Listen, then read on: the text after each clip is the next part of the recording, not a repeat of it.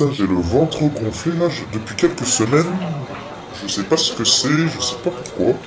C'est peut-être dû à ce que j'ai mangé, je sais pas, je comprends pas. Bon alors ça va, j'ai bien joué le jeu, non? Alors si tu fais partie des hommes aujourd'hui qui ont le ventre gonflé, qui sont sujets au ballonnement, eh ben sache que ça fait partie des troubles digestifs. Donc c'est sans gravité, rassure-toi.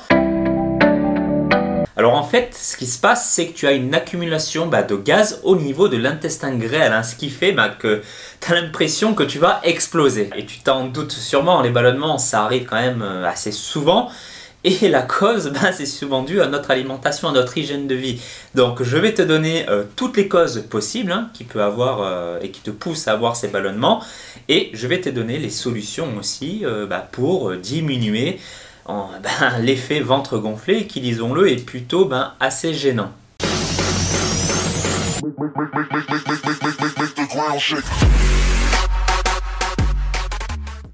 Alors avant qu'on rentre dans le vif du sujet, je te conseille, je te recommande plutôt de t'abonner à ma chaîne pour ne rien rater. Je publie des vidéos chaque semaine. Et si tu fais partie des hommes qui veulent perdre du gras autour du ventre, des hommes depuis 30 ans qui veulent se sentir mieux dans leur corps et avoir un peu plus de confiance, plus d'assurance, je t'ai préparé un petit cadeau que tu pourras retrouver dans la description en dessous de la vidéo où je te donnerai toutes mes stratégies pour perdre du gras autour de ton ventre.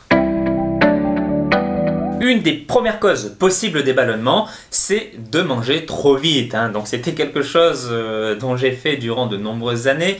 J'ai toujours d'ailleurs un petit peu de mal par rapport à ça et j'étais aussi sujet au ballonnement et je pense que c'était la cause numéro 1. Donc si tu fais partie des hommes qui avalent leur repas en moins de 10 minutes chrono, dessert compris, essaye de ralentir un petit peu, essaye de mâcher un petit peu plus tes aliments. Donc ce que tu dois savoir, c'est que si tu ne broies pas assez tes aliments, si tu ne les mâches pas assez, ça favorise l'aérophagie. Et l'aérophagie, qu'est-ce que c'est? C'est l'accumulation de gaz dans le côlon. Donc ce qui fait que tu as le ventre gonflé et prêt à exploser. Donc prends ton temps quand tu manges. Ensuite, la deuxième cause, et qui arrive également très souvent, c'est si tu es intolérant au lactose. Alors le lactose, qu'est-ce que c'est? C'est un sucre qui existe surtout dans le lait animalier, comme les vaches, les chèvres, etc. etc. Et d'ailleurs, il y a des études qui ont montré qu'en Asie, il y a 100% des personnes qui ne digèrent pas, qui sont incapables de digérer le lactose. Et en Europe, pour vous donner un ordre d'idée, 70% des Italiens du Sud, pareil, ont des problèmes pour digérer le lactose. En France, je n'ai pas trouvé de chiffres par rapport à ça. Mais bon, je pense pas qu'on soit très loin non plus. Donc en gros, qu'est-ce qui se passe quand vous ingérez du lait, quand vous ingérez du lactose? C'est tout simple, les conséquences peuvent être assez néfastes. Quand vous consommez du lactose, faut savoir que ça peut être mal digéré par le côlon. Par exemple, le lactose, ce sucre-là, attire l'eau, ce qui provoque des ballonnements. Donc la solution, il n'y en a pas 50 malheureusement, il faut juste limiter sa consommation de lactose, de lait animalier, de lait de vache, ou voire la supprimer complètement. Alors ensuite, la troisième cause qui peut vous pousser à avoir des ballonnements, c'est le manque de fibres alimentaires. Alors, on va rentrer dans les détails par rapport à ça, mais il faut savoir qu'en général, les fibres facilitent le transit intestinal. Il faut savoir que dans votre intestin, il y a aussi des bactéries. Il y a deux groupes de bactéries pour faire simple. Il y a les bonnes bactéries et les mauvaises. C'est comme dans les films, il y a les gentils et les méchants. Dans votre intestin, c'est exactement la même chose. Et il faut savoir que quand vous mangez des aliments qui contiennent des fibres, comme les fruits ou les légumes par exemple, ce genre d'aliments renforce notre corps, renforce nos intestins, en y apportant de bonnes bactéries. Et si vous ne mangez pas assez de fibres, malheureusement, ce qui arrive très souvent, énormément de personnes sont pas très amies avec les légumes, il faut savoir que la flore intestinale se dégrade petit à petit, ce qui fait qu'il y a une prolifération de mauvaises bactéries. Donc il y a un déséquilibre un petit peu dans vos intestins, et ce qui peut créer aussi des ballonnements. Donc la solution, toute bête, encore une fois, simple, c'est du bon sens, mangez plus de fruits et de légumes durant vos repas.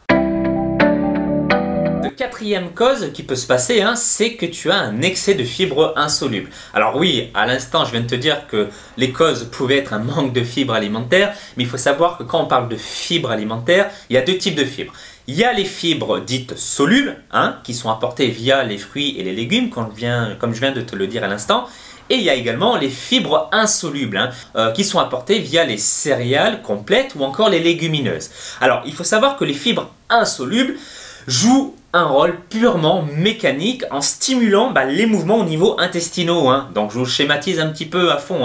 Voilà, donc ce qui peut arriver aujourd'hui dans notre société, c'est qu'on mange trop de céréales complètes ou encore trop de légumineuses, qui sont par exemple les lentilles. Et ça génère malheureusement trop de mouvements au niveau de vos intestins. Et ça crée des mouvements d'air, donc ce qui explique le ventre gonflé. Donc là, pas 50 solutions non plus, je vous conseille de limiter les céréales complètes et de plutôt privilégier les céréales semi-complètes qui sont beaucoup moins agressives. Donc limiter également, bien évidemment, les sources de légumineuses.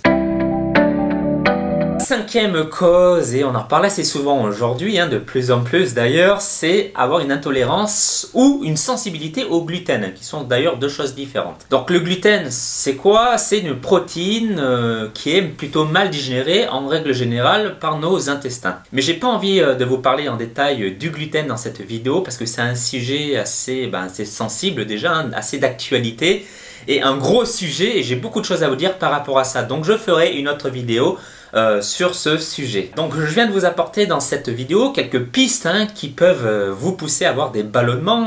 Voilà, c'est quelque chose d'assez enquiquinant. Donc la meilleure solution, c'est d'aller consulter votre médecin, c'est très important, faire des prises de sang, etc., etc.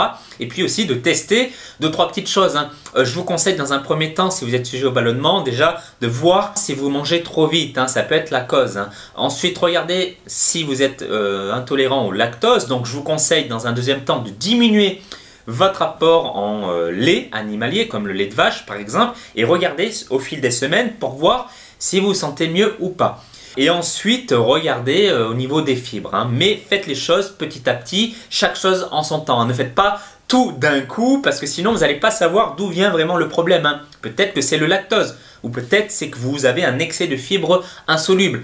À vous de voir. En tout cas, faites le test, c'est important. Vous pouvez également, si vous le souhaitez, vous allez vous complémenter en probiotiques, vous pouvez en trouver en pharmacie, donc ça vous apportera, on va dire, des bonnes bactéries, ça repeuplera vos bactéries au niveau de vos intestins, ce qui vous permettra peut-être de diminuer aussi vos ballonnements. Donc c'est à voir, à tester, allez vous renseigner aussi en pharmacie. En tout cas, ça fera pas de mal, quoi qu'il en soit. Il existe aussi des remèdes de grand-mère, j'ai vu un petit peu sur le net, il y a pas mal de choses pour réduire les ballonnements.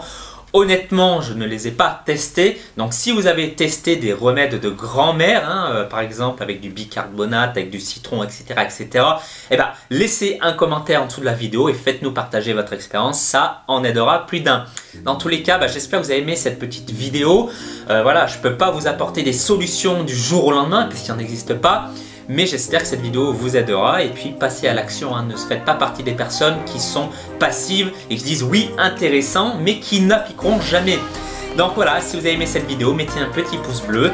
Vous pouvez également vous abonner à ma chaîne et télécharger également mon programme gratuit pour vous aider à perdre le gras autour du ventre et être un homme avec plus de confiance, un homme en meilleure santé et avec plus d'énergie. Sur ce, je vous remercie de votre fidélité. Je vous souhaite tous mes vœux de succès et je vous dis à très bientôt sur Forme Athlétique. Bye bye.